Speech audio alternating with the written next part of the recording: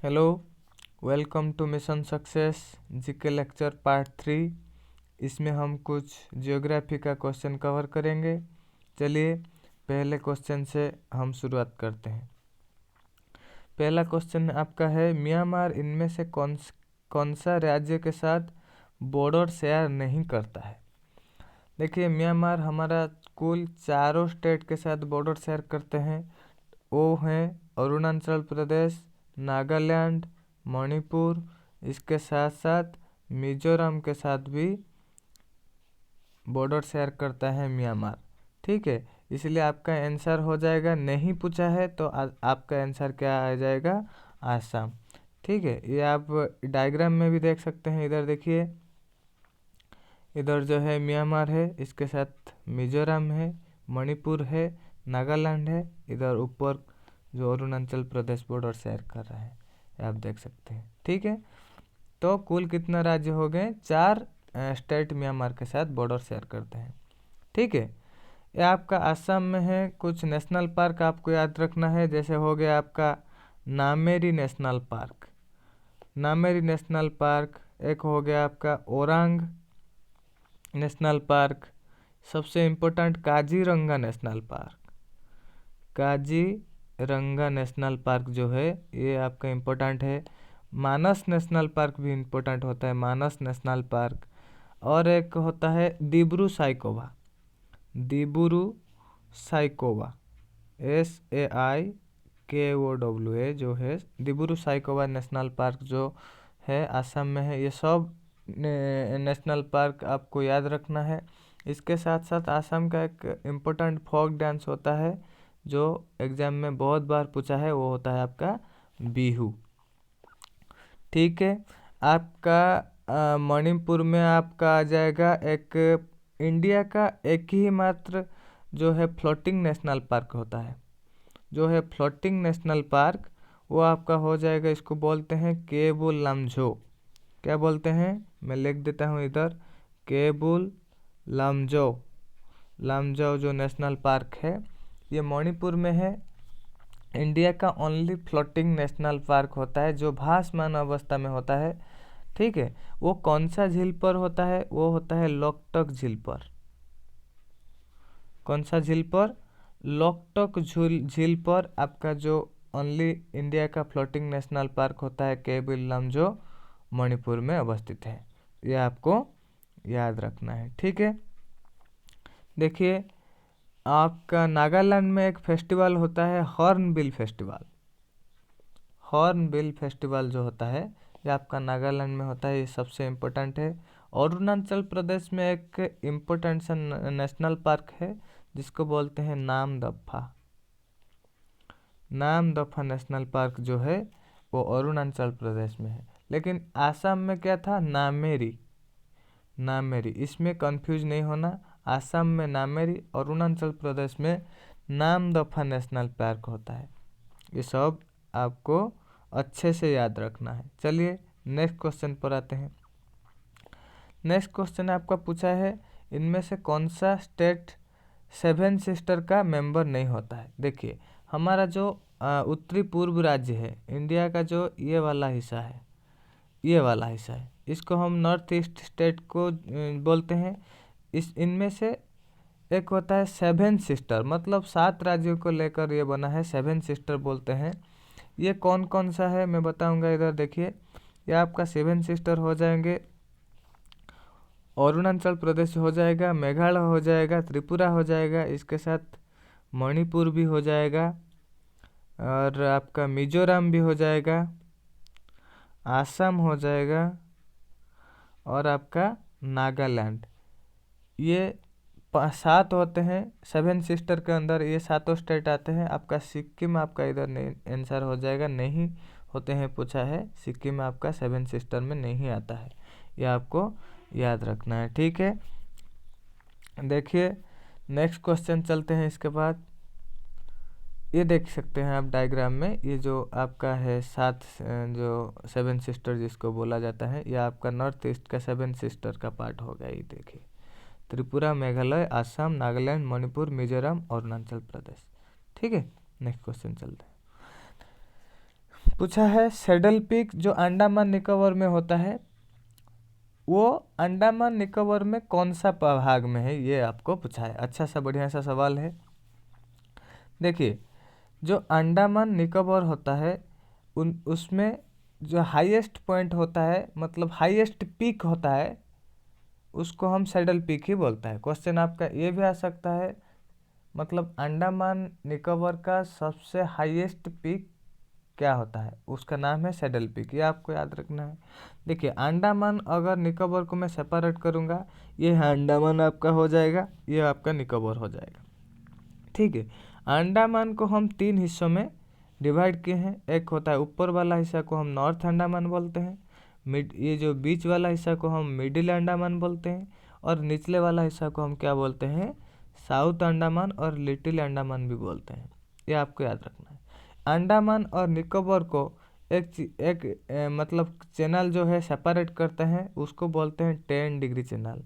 ये 10 डिग्री क्या होता है, ये लाटीट्यूड होता है। ये 10 डिग्री वाला लाटीट्यूड होता है जो अंडमान निकोबार को सेपरेट करता है।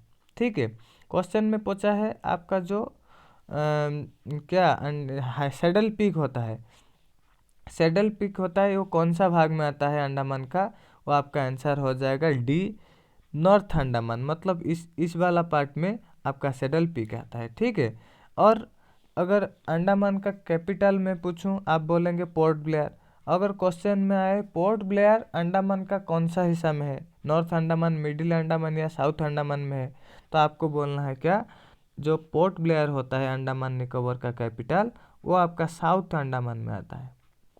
ठीक है, जो है आपका सैडल पीक आता है नॉर्थ अंडमान में, और साउथ अंडमान में क्या आता है,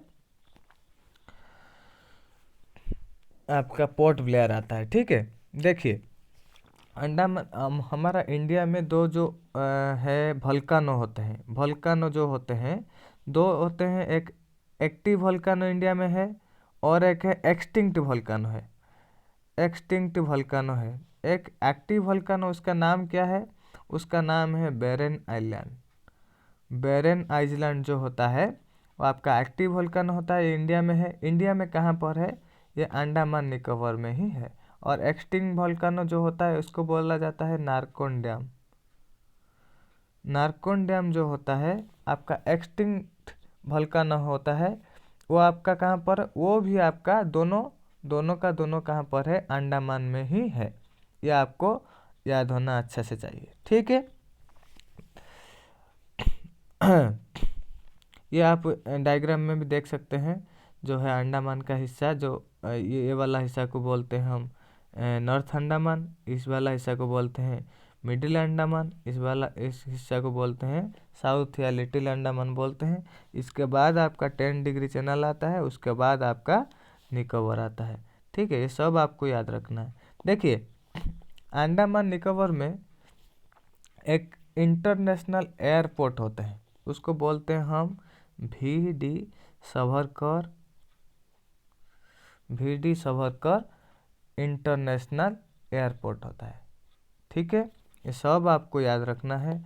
ठीक है, अंडमान हमारा क्या होता है, एक आइलैंड का समूह होता है, मतलब आर्चिपेलिगो होता है। देखिए, अगर पूछेगा वर्ल्ड में सबसे बड़ा आइलैंड क्या होता है, आइलैंड क्या होता है, जिसका चारों तरफ पानी ही पानी है, उसको आइलैंड बोलते हैं। अगर पूछेगा वर्ल्ड में सबसे बड़ा आइलैंड कौन है, वो आपको बोलना है ग्रीनलैंड। ग्रीनलैंड जो है, ठीक है, ये वर्ल्ड का सबसे बड़ा आइलैंड होता है। तो बहुत बहुत सारे आइलैंड को लेके आपका बनता है आर्चिपेलिगो। आर्चिपेलिगो मतलब the combination of lot of island, मतलब बहुत सारे आइलैंड को लेके बनता है आइलैंड का समूह, जिसको आर्चिपेलिगो बोलते हैं। अगर पूछेगा वर्ल्ड का सबसे बड़ा आर्चिपेलिगो क्या है, आपको बताना है इंडोनेशिया। इंडोनेशिया जो है, जिसका कैपिटल होता है जाकर्ता, वो आपका बहुत सारे आइलैंड को लेके बना है, इसलिए इसको बोलते हैं वर्ल्ड का सबसे लार्जेस्ट आर्चिपेलिगो होता है इंडोनेशिया। ठीक है, नेक्स्ट चलते हैं। Jog fall is located in which state. Jog fall जो वाटरफॉल होता है वो आपका कर्नाटका स्टेट में आता है। कर्नाटका स्टेट में जगफल आता है, वो कौन सा रिवर में है? शरावती रिवर में होता है ये जगफल। ठीक है, इसको हम गेट्सोफा फल भी बोलते हैं, गेट्सोफा फल, और महात्मा गांधी फल भी इसको बोला जाता है। ये सब आपको याद रखना है। ठीक है, जगफल जो है शरावती रिवर के अंदर कर्नाटका स्टेट में आता है, इसको गेट्सोफा फल और महात्मा गांधी फल भी बोलते हैं। ठीक है, इंडिया का सबसे हाईएस्ट वाटरफॉल क्या होता है? उसको बोलते हैं कुंचिकाल फल। कुंचिकाल फल जो है इंडिया का सबसे हाईएस्ट वाटरफॉल होता है, वो भी कहाँ है आपका? वो भी कर्नाटका में है। ठीक है, कौन सा रिवर पर भी पूछ सकता है? वो रिवर का नाम है बारानी रिवर। बारानी जो रिवर होता है उसके ऊपर आपका कुंचिकाल फॉल सिचुएटेड है। वो कुंचिकाल फॉल इंडिया का सबसे हाईएस्ट वाटरफॉल होता है। कहाँ पर है? कर्नाटका में है। ये सब आपको याद रखना है। ठीक है, उत्तराखंड में आपका कुछ नेशनल पार्क आपको याद करना है, ऐसा जैसे हो गया valley of flowers, valley of flowers national park, और हो गया आपका Rajaji national park, Rajaji national park, और हो गया आपका सबसे इम्पोर्टेंट जो है Corbett national park, gym Corbett बोलते हैं इसको, जिम करबेट या करबेट नेशनल पार्क भी बोल सकते हैं। एक है Nanda Devi national park, Nanda Devi national park भी उत्तराखंड में आपका होता है। ठीक है, ये सब का सब आपको याद रखना है। चलिए नेक्स्ट क्वेश्चन चलते हैं। अभी देखो, अगर इधर देखेंगे तो केरला में एक इम्पोर्टेंट सा नेशनल पार्क है, साइलेंट वैली नेशनल पार्क इसको बोला जाता है। और एक नेशनल पार्क है इराभिकुलम, लिख देता हूँ इधर, इराभिकुलम नेशनल पार्क जो है ये आपका केरला में है। और साइलेंट वैली नेशनल पार्क आपका किधर है? केरला में। केरला इंडिया का सबसे लिटरेसी स्टेट होता है अकॉर्डिंग्स टू 2011 सेंसस, ये भी आपको याद रख लेना चाहिए। चलिए नेक्स्ट क्वेश्चन में चलते हैं।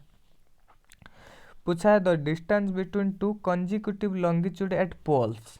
ये बढ़िया सा सवाल है। देखिए, अगर आप लॉन्गिट्यूड को देखेंगे अच्छे से, ये आपका हो गया नॉर्थ पोल, ये आपका हो गया साउथ पोल। लॉन्गिट्यूड क्या है? जो नॉर्थ पोल तो साउथ पोल को कनेक्ट किया है, इमेजिनरी लाइन होता है, ये नॉर्थ टू साउथ पोल को कनेक्ट किया होगा। देखिए, जब ये जाके पोल में कनेक्ट होते हैं, वो पूरा का पूरा एक पॉइंट में मिल जाते हैं, मतलब उनका दूरी पूरा कितना हो जाता है? 0 हो जाता है, दूरी नहीं रहता है उनके बीच में, पॉइंट बन जाता है। इसीलिए इसका आंसर आपका क्या हो जाएगा? Option number D, 0 kilometre. मतलब पोल के पास इनका डिस्टेंस पूरा 0 होता है, क्योंकि ये सब जाके एक ही जगह तो मिलते हैं। पोल के पास फिर कैसे दूरी आएगा? लेकिन पूछेगा सबसे ज़्यादा कहाँ पर होता है? इनके दो लॉन्गिट्यूड के बीच में सबसे ज़्यादा दूरी होता है आपका इक्वेटर में। ये भी आपको याद करना है। इक्वेटर, हमारा टोटल लॉन्गिट्यूड कितना होता है? 360 लॉन्गिट्यूड होता है। ठीक है, सबसे दूरी कहाँ पर होता है? इक्वेटर में। और सबसे कम दूरी, मतलब दूरी नहीं होता है कहाँ पर? पोल पर कोई भी दूरी नहीं होता है। ठीक है, और आपका लैटिट्यूड कितना है? आपका टोटल 181 लैटिट्यूड, मतलब ये है आपका ग्लोब, ये है आपका इक्वेटर जो सबसे बड़ा लैटिट्यूड होता है। इक्वेटर आपका सबसे बड़ा लैटिट्यूड होता है, 0 डिग्री जिसको बोलते हैं। इसके तरफ कितना हमारा 90 लैटिट्यूड होता है, फिर इक्वेटर से नीचे तरफ होता है 90 लैटिट्यूड। टोटल कितना हो गया? 90 प्लस 90 180 प्लस एक इक्वेटर कितना? 181। देखिए, ये भी आपको थोड़ा सा ध्यान देना है। जब भी ये जो आप लैटिट्यूड देख रहे हैं, ये पोल के पास जाके जब मिलता है, एक लैटिट्यूड इधर और एक लैटिट्यूड इधर, क्या होता है? एक पॉइंट बन जाता है। मतलब लैटिट्यूड नहीं रहता है, वो पॉइंट बन जाता है, ऐसा पॉइंट बन जाता है। तो कहीं कहीं भी आपको दिखने को मिलेगा 181 ऑप्शन में नहीं होगा, कभी कभी 179 होगा। मतलब दो लैटिट्यूड इधर इधर नेग्लेक्ट हो जाते हैं, नॉर्थ पोल में एक और साउथ पोल में एक लैटिट्यूड का क्या होते हैं? नेग्लेक्ट हो जाते हैं, मिल जाते हैं। इसीलिए कहीं कहीं आपको 179 लैटिट्यूड भी दिखाई देगा। दोनों लैटिट्यूड के मध्य में आपका 1 किलोमीटर मतलब 111 किलोमीटर डिफरेंस होता है। टोटल हमारा कितना लैटिट्यूड है 181, ये मान के चलना है। सबसे बड़ा लैटिट्यूड कहाँ है? इक्वेटर होता है हमसे हमारा सबसे बड़ा लैटिट्यूड। ठीक है, चलिए इसके बाद नेक्स्ट क्वेश्चन चलते हैं। पूछा है मेरिना ट्रेंच ये कौन सा ओशन का पार्ट होता है? देखिए मेरिना ट्रेंच जो होता है, ट्रेंच का मतलब सबसे डीपेस्ट पॉइंट, डीपेस्ट पॉइंट को हम ट्रेंच बोलते हैं। मेरिना जो है जगह का नाम, ये होता है पैसिफिक ओशन में, मतलब पैसिफिक ओशन में सबसे डीपेस्ट पॉइंट को हम मेरिना ट्रेंच के नाम से जानते हैं। ठीक है, ये आपको याद रखना है, पैसिफिक ओशन का मेरिना ट्रेंच। पैसिफिक ओशन में एक जगह का नाम होता है, उसको बोलते हैं रिंग ऑफ फायर।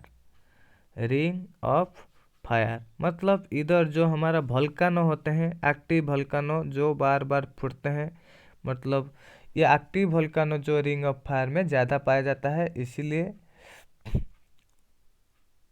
इसको रिंग ऑफ फायर बोलते हैं। मेरिना ट्रेंच कहाँ पर हो गया? आपका पैसिफिक ओशन में।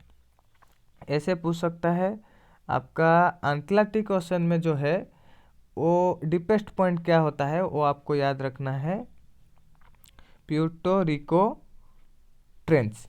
जो प्यूर्टो रिको ट्रेंच होता है ये अटलांटिक ओशन का सबसे डीपेस्ट पॉइंट होता है। ऐसे हो गया आपका जाभा ट्रेंच। जाभा ट्रेंच कहाँ पर होता है? इंडियन ओशन का सबसे ज़्यादा डीपेस्ट पॉइंट जाभा ट्रेंच होता है। ये सब आपको याद रखना है। मेरिना ट्रेंच जो होता है पैसिफिक ओशन का सबसे डीपेस्ट पॉइंट, अटलांटिक ओशन का प्यूर्टो रिको ट्रेंच हो गया, आपके इंडियन ओशन का हो गया जाभा ट्रेंच। ठीक है, चलिए नेक्स्ट क्वेश्चन चलते हैं।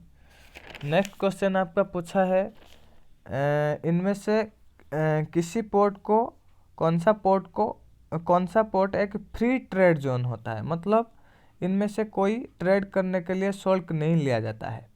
यह आपका आंसर हो जाएगा कांडला पोर्ट। कांडला पोर्ट जो होता है आपका गुजरात में होता है। ठीक है, इसको हम चाइल्ड ऑफ पार्टीशन भी बोलते हैं, चाइल्ड ऑफ पार्टीशन बोला जाता है कांडला पोर्ट को।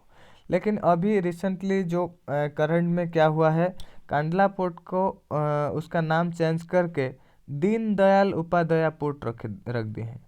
दीनदयाल पोर्ट भी इसका नाम रीनेम किया गया है। अब कांडला पोर्ट का नाम क्या किया गया है? दीनदयाल पोर्ट भी बना दिया है अब, ये आपको याद रखना है। ठीक है, कांडला पोर्ट कहाँ पर है? गुजरात में है। ठीक, देखिए आपका अगर पूछेगा सबसे ओल्डेस्ट पोर्ट कौन है, वो आपको बोलना है कोलकाता पोर्ट, कोलकाता पोर्ट। ठीक है, जवाहरलाल नेहरू पोर्ट जिसको हम नाभा सेवा भी बोलते हैं, यह वेरी वेरी वेरी इंपॉर्टेंट है, ये आपको याद करना है। बहुत बढ़िया क्वेश्चन, इंपॉर्टेंट है ये। नाभा सेवा पोर्ट जवाहरलाल नेहरू को बोला जाता है। ठीक है, ये कहाँ पर आता है? ये महाराष्ट्र में आता है। नाभा सेवा जो बोलते हैं जवाहरलाल नेहरू पोर्ट को, ये कहाँ पर आता है? महाराष्ट्र के अंदर आता है। ठीक है, आपका पारादीप पोर्ट हो गया उड़ीसा में, कांडला पोर्ट तो आपको बताया गुजरात में, और विशाखापट्टनम पोर्ट ये आंध्र प्रदेश में आता है, आंध्र प्रदेश तेलंगाना के साइड। ठीक है, नेक्स्ट चलते हैं नेक्स्ट क्वेश्चन पर। ये है आपका आखिरी क्वेश्चन, व्हिच स्टेट, स्पेलिंग लिखा है which state has largest tiger population, मतलब कौन सा स्टेट में सबसे ज़्यादा टाइगर पाया जाता है? ये आपका आंसर हो जाएगा option number A, Madhya Pradesh जो है इसमें आपका ज़्यादा टाइगर पाया जाता है। मध्य प्रदेश में भी फॉरेस्ट में भी नंबर 1, मतलब ज़्यादा फॉरेस्ट कहाँ मिलेगा? आपको मध्य प्रदेश में ही मिलेगा। ठीक है, ये आपको याद रखना है। देखिए आपका जो गुजरात है इसमें आपका एक फॉरेस्ट होते हैं जिसको बोलते हैं गिर फॉरेस्ट। गिर फॉरेस्ट जो है ये एशियाटिक लायन के लिए फेमस है।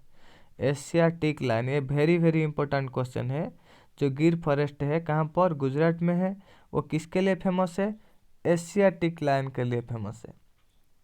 ये आपको याद रखना है, ठीक। मध्य प्रदेश में कुछ नेशनल पार्क होते हैं, जैसे हो गया आपका Bandhavgarh national park, Bandhavgarh national park जो होता है मध्य प्रदेश में होता है। और होता है आपका कान्हा नेशनल पार्क, आपका हो गया पान्ना नेशनल पार्क, और हो गया आपका माधव नेशनल पार्क, आपका हो गया Pachmarhi national park, Satpura national park. ये सब आपका कहाँ पर आता है, मध्य प्रदेश में आता है। ये सब आपको याद करना है, ठीक है। चलिए, आज के लिए मैं इतना ही बनाया था। अगर आपको अच्छा लगा तो आप ज़रूर मेरे को लाइक करना और कमेंट करके बताना आपको कैसा लगा। अगर अच्छा लगा आप एक दो आदमी को शेयर भी कीजिए, ठीक है। और आप अगर अभी तक हमारा चैनल को सब्सक्राइब नहीं किए हैं तो आप जल्दी से सब्सक्राइब कीजिए, ठीक है। इसीलिए जब भी हमारा साइट में वीडियो अपलोड होगा आपको नोटिस चला जाएगा, ठीक है। आपको अच्छा लगा है तो दोबारा बोल रहा हूँ, अच्छे से प्यार से बोल रहा हूँ, आपको लाइक करना है। थैंक यू, बाय बाय, फिर मिलते हैं नेक्स्ट वीडियो में। Thank you for watching.